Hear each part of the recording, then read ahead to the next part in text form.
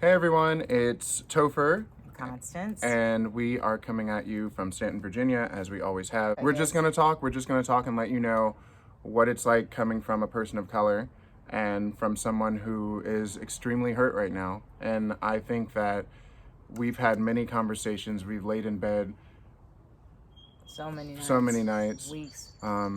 and we've had our rants, we've had our posts, we've cried, we've laughed, we've done a lot of things to kind of numb the pain that we're feeling right now. But as you all know, the pain can only catch up. I wrote a post the other day. It was very spontaneous, but it was just because so many of my white friends and people who I would consider allies, I have love for these people, and they just kept asking me and asking us, like, what do I do? Like, can you educate me? Can you educate me? And I was so tired of educating people. And it's like, how do you not know? How do you not figure this out? And then, Topher and I started to talk about just like, about how so many people must be feeling this way. And I feel like that's just been a trend in terms of like the Black community who have ally friends who may be white or just non-Black, right? And these people are at least to our understanding, like down for the cause and all that, and we appreciate them. But like, this is just something that you can't understand. You can't understand, and like the mere fact that you keep asking us about it means you don't understand. So I wrote this post, and it was just speaking to that and saying and articulating how tiring it is to show these scars and to have to like hold hands with all of my white friends who so desperately want to be woke and so desperately want to be a part of the cause. And like, we're just tired, and like, people keep asking, well, what do you do? Read, educate your own self. You have access to Google and books. It is not our jobs to educate you on things that everyone sees going on. I mean, you can Google it. No. And if you ask me how I feel, Google it. Yeah. You can see we are not the only two people of color on this planet. No. And although we are friends and we are family, and I can say family because I'm biracial, white and Black, having to educate even my family members sometimes is exhausting and can be and difficult. And it's not to say don't talk to us about it. It is like if someone has a family member or someone close to them pass away, right? Like, you want to check up on them. You want to see how they're doing. There's an innocence that Black people don't have because it was taken away so early, because we were shown immediately how different we were and how we needed to be ashamed of ourselves and hide in a corner and make ourselves small in order not to make our white counterparts feel intimidated. And you know what? That's exhausting. And there's a part of us that I think that so many of, at least of our generation, are realizing what we missed out on, and we're mourning. It's like, I feel like I've been in mourning of all of the things that I didn't do and couldn't do and felt like I couldn't do because I was told I couldn't do it. And so, yeah, I think we appreciate people checking up on us, and I think we appreciate the love and the support. But like, how you really help is by taking on the fight. Like, it is your turn. It's your turn to like get your own battle scars. It's your turn to put yourself in the center of the conversation. And when I say the center of the conversation, I don't mean making it about you. I mean, put yourself on the front lines. It doesn't have to be a protest. It doesn't have to be that you're physically out in the streets putting your life at risk. It could be that you go to your parents or whoever have opposing views or think all lives matter, and you educate them because you've talked to us. Because honestly, we don't have access to those people, and those people are the ones that need to be educated. I don't need to know how woke you are. I don't care how woke you are. Show it to me by acting. I was talking to Constance earlier today, and we were talking about how I am angry, I'm frustrated, I'm upset with how things are going and how things don't change, and how I still feel like things won't change because right now our allies and non-people of color are living what Black people have lived for years. Not having job security. They've lived being unemployed. They've lived being put down. They lived not having health insurance. They've lived not, feeling safe around police, because every day you see another story about a policeman or woman abusing the power that they had to protect and serve this country. And I get frustrated with some of my allies and people whom I call friends, because you are sometimes the same people who go back and completely just forget that this even happened. I don't have that choice. I live that reality. And I understand that people will never know what it feels like to be in my shoes, which is why we do say continue to educate, because that is super important. But I remember asking myself this question last night, like, why now? Why now did it take so long for people to speak up? I've never seen so many people speak up on this issue in my entire life. And it is so endearing, and it is amazing to see, but it's telling, because I was telling Constance, Emmett Till, who was 14, was killed in 1955 because of an injustice. He was wrongfully accused of flirting with a white woman who, on her deathbed, said it was a lie. Trayvon Martin was killed in 2012. He was 17 years old for just minding his business. Ahmaud Arbery was killed February of 2020. And as a Black gay man, as a brown gay man, as a man of color, I'm scared.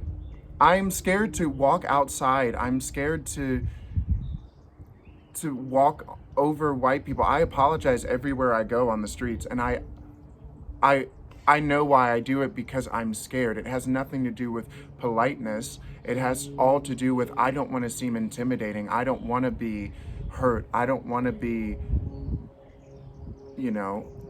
one of the statistics. No. I just, I want this to be a time. I want to heal, and I want to move forward, and I want to grow from this. But the thing that this whole between coronavirus and all of these brutal, horrendous murders and protests and are showing us is that there is a systematic problem, and that we've known this, right? Like, I think white people are just putting together, oh man, there must actually be something wrong. You know why? Because it's directly affecting you. That's why. People are fed up. They're fed up, and that's why this is happening. That's why you look up and places like Target and AutoZone are burning down. City halls are burning down because people are fed up. Because I'm sorry, the 60s, where civil rights was alive and kicking, and all of these promises, well, you know what? Malcolm X couldn't have said it better. We have been duped, or we have duped ourselves. And that, in 2020, is showing us that someone done lied. They're not gonna be quiet, and nor should they be. No, and I mean, going back to being quiet, I still feel silenced even when I'm trying to speak up. I posted on my Facebook wall and on my Instagram 2 days ago, and you know what it's about. And if you're watching this video and you saw that, you know that I have taken it down because I was tired of being told that my feelings weren't valid. What I said was, to all of my gay white friends in the LGBTQ community who claim to be woke, are the same ones that I find are the ones who have on their profiles, on their dating apps, no blacks because of preference. And I said, if you're gonna stay woke, make sure that both eyes are open, not when it's just convenient for you or when you want the clout or the attention, because that's what I find a lot of my friends have done. And I've not spoken out on it because I myself have become numb to the pain and I move on. Mm-hmm. And it just makes me so sad to know that when I posted that, I was called retarded. I was told that preference is not racist and that you like who you like, which is true. I think that putting it on a platform like that is blocking out so many things. Personal experience, I was almost on a date. I was going to go on a date with this guy. I was on my way to meet him, and he asked me what my race was, and I told him to guess. And he said he thought that I was Hispanic. I said no. He said, "Are you half white?" I said yes. He said, "Are you half white and Native American?" I said no. And he was like, "Well, what are you?" I said, "I'm mixed. I'm biracial. I'm black and I'm white." And then he said, "Actually, I'm not into black dudes. You can turn the car around and go home." Although that is a small thing on the portrait, it is still a part of the foundation of what we are trying to say and state of it's the small things that count. Yeah. It's the small things that count. That's ignorant. Like, why would you say that? People in the black community are not welcomed into the gay community. You know, I myself have been too white to be black, so I haven't been accepted in the black community at times. And then I know that Christianity has a huge thing against gay people. And I'm sorry, sometimes they have a thing against black people. I've had people quote the Bible to me saying that their lives mattered more than mine because of the color of my skin. And these are things that I keep quiet because no one wants to listen. They want to listen when it's convenient for them. And I hope and I pray that the people watching this video and the allies and our friends are sitting here going, "That won't be me. I promise you, Topher. I promise you, Constance. I will never do that to you again." Yeah. How many more black lives have to be taken in order for you to hear us? The coronavirus did something to a lot of us that we can't ignore, and that's look at other people and see the lives that they live and see the injustices. Like I said earlier, coronavirus has us all basically unemployed, no health insurance, no benefits, depressed, facing our fears, having to look in the mirror. This is what people of color have been facing for years. Years and years and years, and will continue to face. And change doesn't happen with an "I'm sorry." It happens with time and it happens with action. So I'm asking you, yes, you watching this video, to take that action. And I know, and if I trust that it will take time, we will see a result.